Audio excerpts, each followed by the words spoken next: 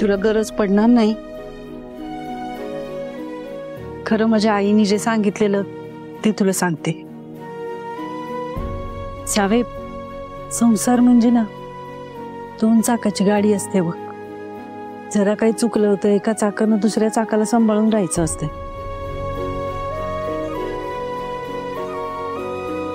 हे कायम ध्यानात ठेव आणि सुखाचा संसार कर. ताई, धैर्य खरंच मला लय समजून घेतात. माझ्यासाठी लय काय काय करतात. खरं मलाच असं वाटतंय की मीच त्यांना समजून घ्यायला कमी पडते.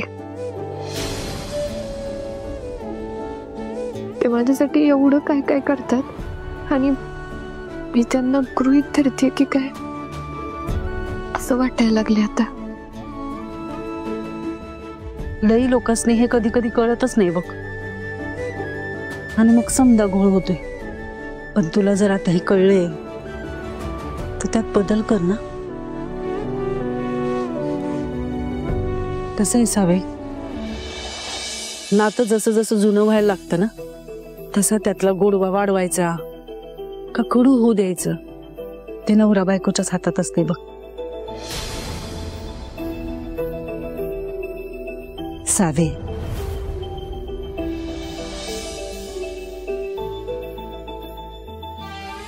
कसं आहे, तू धैर्यांची बायको आहेसच, पण त्यांची मैत्रीण व्हायचा प्रयत्न कर. म्हणजे त्यांना वाटलं पाहिजे की त्यांच्यासाठी तू हक्काची आणि विश्वासाची जागा आहेस आणि तुझ्यासाठी ते. इथंच तर सगळा घोळ व्हायला लागलाय माझ्याकडनं. खरं आज नाही, आज मी आधीच सगळं नीट करणार. आज काय घोळ होईल असं वागणारच नाही. खरं त्यासाठी धैर्याने मला माफ करायला पाहिजे. वंस, अहो काय वंस, अहो हे काय अजून बॅगेतच ठेवल्यास आहे? बरं असू दे, मी तुमचे कपडे कपाटात ठेवते. वहिनी कशाला? हो असू दे, लय दिवसांनी आलाय तुम्ही.